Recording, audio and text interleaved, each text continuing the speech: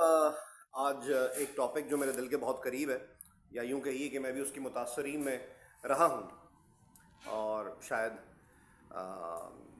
مجھے لگتا ہے کہ ہم سبھی رہے ہیں اور ہو رہے ہیں ابھی تک اس سے متاثر۔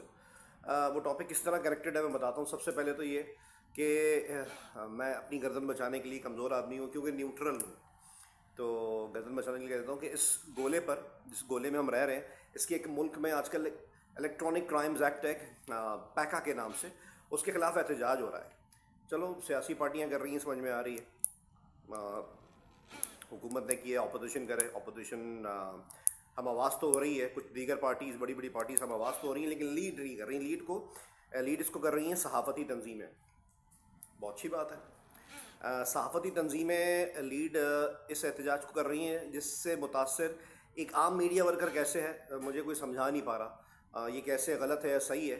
جو احتجاج میں شامل لوگ ہیں ان کے بھی آپ اگر واکس پاپس لیں یا ان سے اگر انٹرویو لیں عام زبان میں، تو وہ بھی نہیں بتا سکتے کہ کس طرح ہے۔ ہاں یہ کہہ رہے ہیں کہ جی بڑا مسئلہ ہو جائے گا، ذبح بندی ہو جائے گی، مسائل ہو جائیں گے۔ ذبح بندی ایسے لوگوں کی کیوں نہ ہو جو رات کو خواب میں کچھ دیکھتے ہیں اور صبح آ کر بڑے بڑے خبرناموں میں، ٹرانسمیشنز میں، اپنے پروگرامز میں اس کو تجزیے کے طور پہ، اس کو خبر کے طور پہ نشر کروا دیتے ہیں، اور اس کے بعد عوام جو مائنڈ میک کر چکی ہوتی ہے کہ جی اتنے بڑے آدمی نے، اتنے بڑے صحافی نے ایک بات کی ہے تو یہ سچ ہوگی، اس کا کوئی سر پیر ہوگا، یا کہیں سے وہ فیڈ کر دی جاتی ہے خبر اور اس کو آگے وہ کہہ دیتے ہیں اسکرین پر، اور وہ سچ ہو نہ ہو اس کا ان کو اس سے غرض نہیں ہے، کیونکہ ان کو ان کی زبان پکڑنے والا کوئی نہیں ہے۔ یہ الگ ٹاپک ہے۔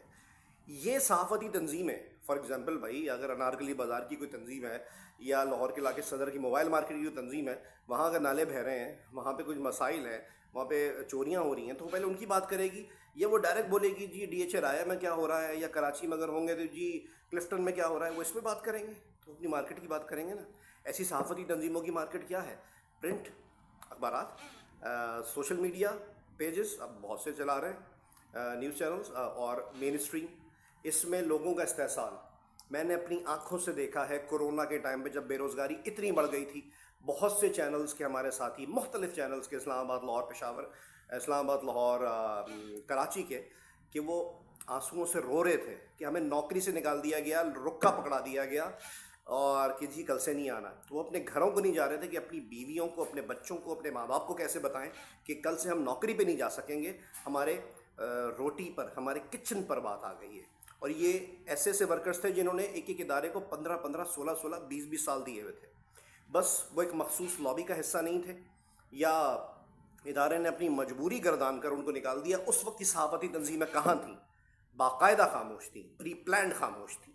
اسی طریقے سے باقی جب استحصال ہوتا ہے، بہت سے میڈیا چینلز کو حکومت بھی جانتی ہے، حکومت تو بہت سے ہم ایک سیکٹر کے ایک لوگوں کا بلڈ پریشر اور ہارٹ بیٹ بھی جانتی ہے، تو اس کو یہ نہیں پتہ کہ کراچی، لاہور، اسلام آباد میں انٹرنشپ کے نام پہ یونیورسٹیز کے بچے بچیوں کا استحصال کیسے ہو رہا ہے، معاشی استحصال جو کیا جا رہا ہے ان کا، کہ جی موقع دے رہے ہیں ہم آپ کو، ان سے سالوں کام لیا جاتا ہے، اور اس کے بعد اگر وہ ذکر کرتے ہیں کہ ہمیں کچھ معاوضہ دیا جائے، 100% نہیں ہو رہا لیکن کچھ تو پرسنٹیج ہے، بہت سے لوگ جانتے ہیں، پھر اس کے بعد جب مطالبہ کرتے ہیں تو ظاہر بات ہے وہ ریپلیسیبل ہوتے ہیں، ڈسپوزیبل۔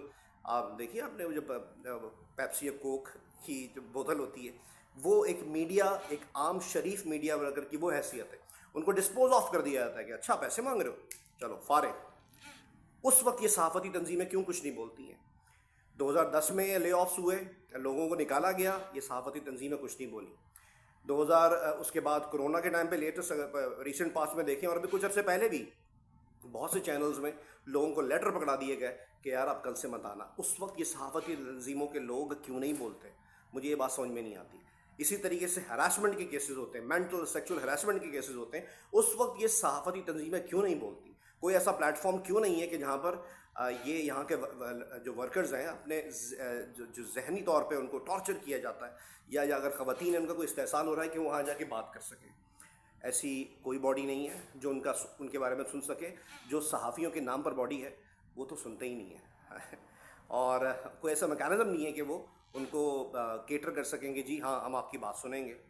ہاں بڑے لوگوں کی ضرور سنی جاتی ہے، بہت سے صحافی ان کے نخرے ختم نہیں ہوتے، وہ کبھی ایک چینل کبھی دوسرے چینل، وہ ان کے نخرے ہمیشہ برقرار رہتے ہیں، لیکن ایک عام میڈیا ورکر، ایک نارمل سیلری والا اینکر، رپورٹر، کیمرہ مین جس کو کبھی کبھی کوریج کے دوران اسپاٹس پہ دھوپ میں کھڑے ہوئے بندے کو یہ بھی نہیں پوچھا جاتا کہ تم نے پانی پیا ہے کہ نہیں پیا. باقیوں کے جو چائے آتی ہے وہ بھی ٹم ہارٹن سے آ رہی ہوتی ہے, میک ڈونلڈ سے آتا ہے کافی, یا مجھے تو بڑے بڑے برانڈس کے نام بھی نہیں پتا. تو دل دکھ رہا ہے اس وجہ سے کہ ریسنٹلی پیک ایکٹ کے خلاف یہ صحافتی تنظیمیں, بڑی بڑی صحافتی تنظیمیں احتجاج کر رہی ہیں, لیکن ان کو اپنی دکان میں ہوتی ہوئی ناانصافیاں نظر نہیں آ رہی. تو میری گزارش ہے کہ مر گیا ہے مین اسٹریم, مر گیا ہے. جو لوگ آ رہے ہیں اس مین اسٹریم میں, میں کہہ رہا ہوں بہت بڑی بیوقوفی کریں گے.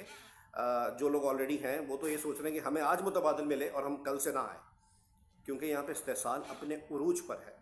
تنخواہیں نہیں بڑھیں 10 سال سے. اتنے بڑے بڑے نیوز چینلز ہیں, اربوں روپے کما رہے ہیں. ان کے جو ایڈس کے ریٹ ہیں آج وہ کہاں سے کہاں, اشتہارات کی جو قیمت ہے کہاں سے کہاں پہنچ گئی ہے. لوگوں کے انکریمنٹس نہیں ہوئے. لوگوں نے اپنے بچوں کو اسکول سے نکال لیا. ایسے ورکرز کے لیے میڈیا تنظیمیں کیوں نہیں کھڑی ہوتی؟ میں حیران ہوں. اور اس میں بہت معتبر لوگ بھی شامل ہیں جو آج کل ہیڈ لائنوں میں باقاعدہ لاؤڈ اسپیکر لے کے کھڑے ہوئے ہیں. ان کو سوچنا چاہیے کہ تھوڑا سا ادھر بھی دھیان کریں, تو دعائیں بھی ملیں گی اور شاید کچھ میڈیا میں بہتری بھی آ سکے. باقی حکومتی کام تو ہوتے رہیں گے.